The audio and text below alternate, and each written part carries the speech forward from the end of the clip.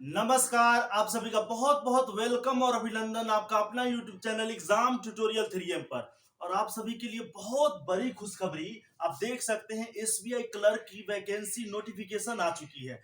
SBI clerk की सोच सकते हैं जो कैंडिडेट्स बैंकिंग के क्षेत्र में जाना चाहते हैं उनके लिए बहुत बड़ी खुशखबरी है।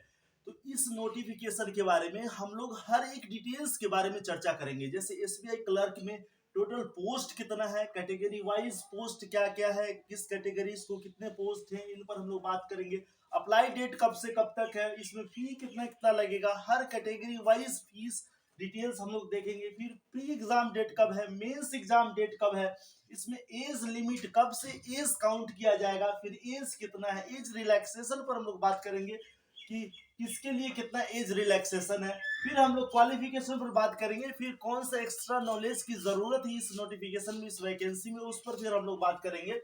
फिर हम लोग देखेंगे इसमें सिलेक्शन प्रोसेस क्या है, प्री का क्या प्रोसेस है, फिर मेंस का क्या प्रोसेस है, कौन कौन से सब्जेक्ट प्री में पूछे जाते हैं, मेंस में कौन कौन से सब्जेक्ट पूछे जाते हैं। लास्ट में फ्रेंड्स हम लोग बात करेंगे सैलरी पर। हर एक किसी को सैलरी का इंतजार रहता है कि आखिर जिस पोस्ट के लिए हम चयनित होंगे उस पर सैलरी कितने मिलेगी हमें।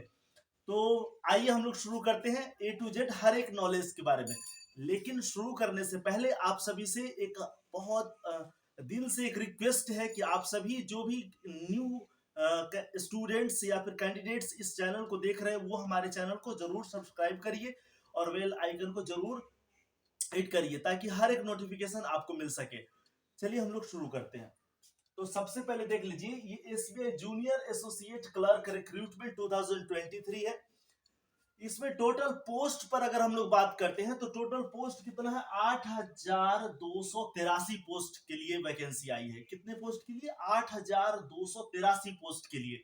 अगर हम लोग कैटेगरी वाइज अगर इस पर हम लोग बात करें तो देख लीजिए, जनरल के लिए कितना है, 3,515 पोस्ट है।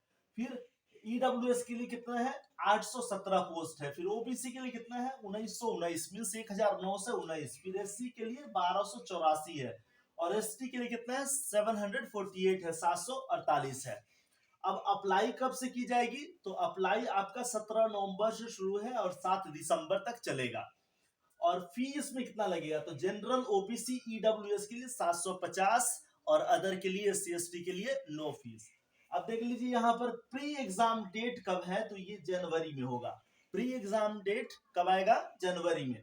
मेंस एग्जाम डेट आपका फरवरी है।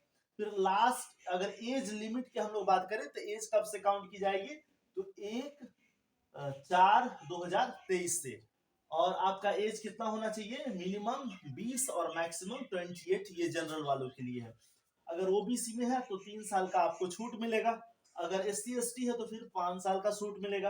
क्वालिफिकेशन कितना होना चाहिए, इसमें ग्रेजुएशन होने चाहिए। फिर आपका लोकल लैंग्वेज की जानकारी होनी चाहिए। जैसे जिस स्टेट के लिए आप अप्लाई कर रहे हैं तो वहां का जो रीजनल लैंग्वेज है वो रीजनल लैंग्वेज आनी चाहिए। जैसे मान के चलिए आप गुजरात के लिए अप्लाई कर रहे हैं तो गुजरात में जो गुजराती भाषा बोली जाती है वो रीजनल लैंग्वेज आनी चाहिए। अगर आपको हिंदी आती है तो फिर चंडीगढ़, दिल्ली, छत्तीसगढ़, मध्य प्रदेश, बिहार, इन सभी जगहों के लिए, उत्तर प्रदेश के लिए अप्लाई कर सकते हैं। फिर माना जो क्षेत्रीय भाषा जिस राज्य का है वहां की क्षेत्रीय भाषा आपको आनी चाहिए अगर वहां के लिए आप अप्लाई कर रहे हैं तो। नहीं तो फिर अप्लाई करेंगे फिर वहां की क्षेत्रीय भाषा समझ में ही नहीं आएंगी तो फिर आप काम कैसे करेंगे।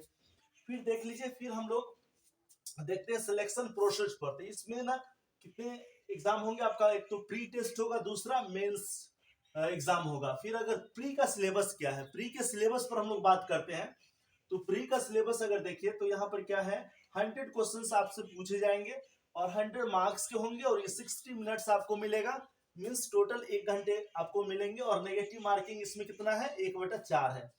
फिर इंग्लिश में 30 क्वेश्चंस है और 20 मिनट मिलेंगे आपको।